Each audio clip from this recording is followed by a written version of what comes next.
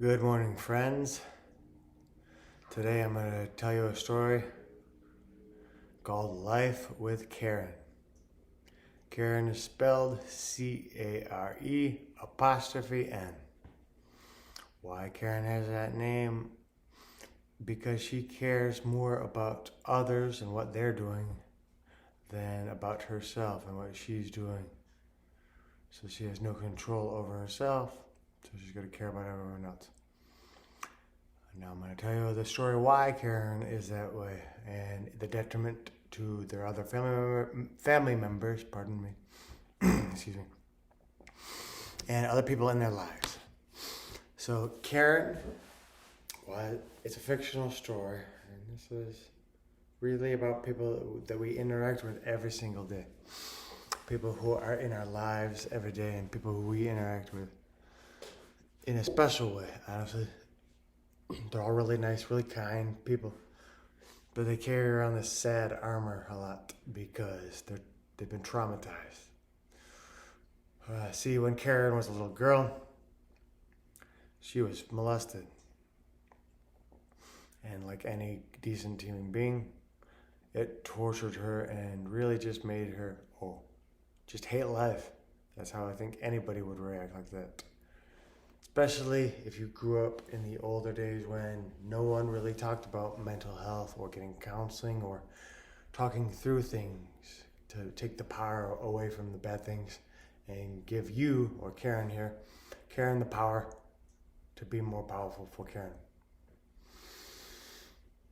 Instead, Karen really put her heart into doing other things with other people and for other people. Never, ever, ever for herself. Karen ended up having kids. Awesome. I can love the kids. Kids are going to be great. Karen's going to put her entire heart and soul into these kids, and it will make her trauma go away. It will make everything that she's felt go away.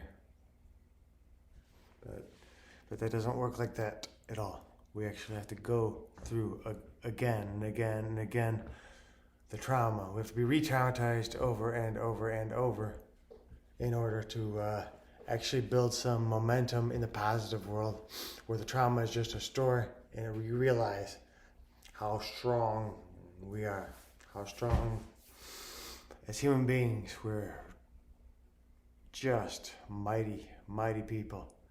But we don't know that because we're traumatized all the time. Doesn't matter what the trauma is, but the trauma is there. So getting help is number one. All right. So old Karen here, poor Karen. I'm sorry, Karen. Because your life from the get-go has been very unfortunate and very traumatizing. So Karen has some kids, and she puts all of her life and all of her resources into these kids. She works like 8 to 10 hours a day. But before that, she gets up early to clean, and she packs their clothes, and she packs their school, she does all the school projects for the kids. She packs up their lunches. She cleans the house at night. She sleeps maybe 4 hours per night because the more time she spends doing things for others, the less time she has to realize and to feel the trauma in her brain. So she spends all of her life and all of her time devoted to others, which is awesome, but it's not balanced, and Karen needs some balance in her life. But like any normal human being, no one wants to go through that trauma again. So she just keeps pushing through. Cooks and cleans, does the dishes, does the laundry, cooks and cleans, single mother, by herself, cooking, cleaning, working, doing all of these things. Keeping her kids safe, keeping her kids loved, keeping her kids kind of in the nest, not letting them flap their wings at all, because life outside the nest is dangerous, as she knows. So she doesn't want her kids to feel the danger that she felt as a little girl. Obviously, any rational, normal human being would not want their children to feel the trauma that they experience. That's any good human being would not want that. But again, that's just not balanced. And when you look at it that way, it's not right. Because now these kids who've been essentially they've been given everything. They've been spoiled their entire life. When they get into school, children of traumatized parents who don't get any help, zero self-confidence, zero self-worth, really zero anything about their self. No dignity, nothing about their self-respect, no humility, nothing. So when you get into school and you're part of the generation of trauma, relax, bud. When you're part of the generation of trauma, it doesn't go away. You're a weirdo at school. You don't have any people who you can look to. And you're really jealous and you hate other kids who seem like they've got it all together. Because maybe they've got two parents. And their parents taught them how to persevere. And because that's the model that they set. Perseverance is how we win. Perseverance is how we get over things. Perseverance is how we get over traumas and we gain true self-confidence.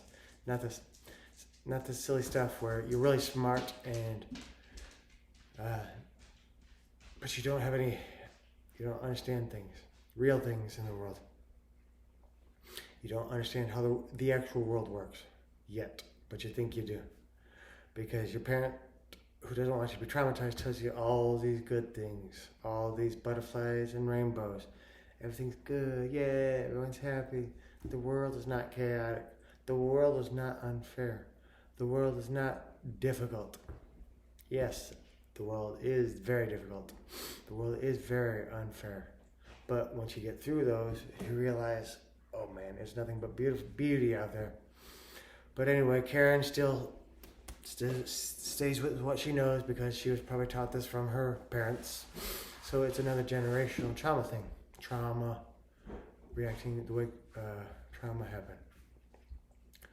It's a coping mechanism, definitely a negative coping mechanism. So then the children, what they do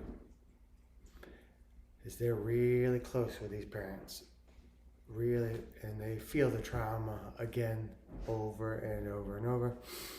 And when these kids who have been essentially lulled into a full sense of security, when they go out into the real world, they get crushed with anxieties, crushed with depression, absolutely crushed by the world itself. And they come flooding back into the home life to hang out because that's what's safe. And they never really leave. Through no fault of the Karen and Karen's kids and Karen's family, they just want everyone to be healthy and loved and feeling good. But again, there's no balance in that approach. Yeah, and we need balance as human beings. Good and bad, not just good, not just bad. Somewhere in the middle is great.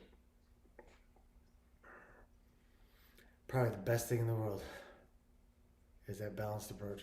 So now Karen's kids are lifelong,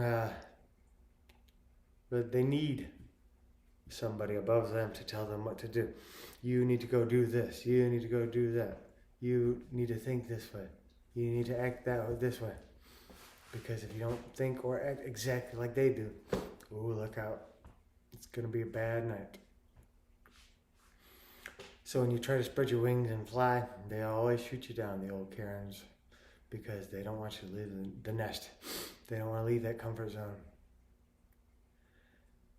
It's a rough life, but I think everyone out there knows somebody, definitely, unfortunately, who is suffering through this.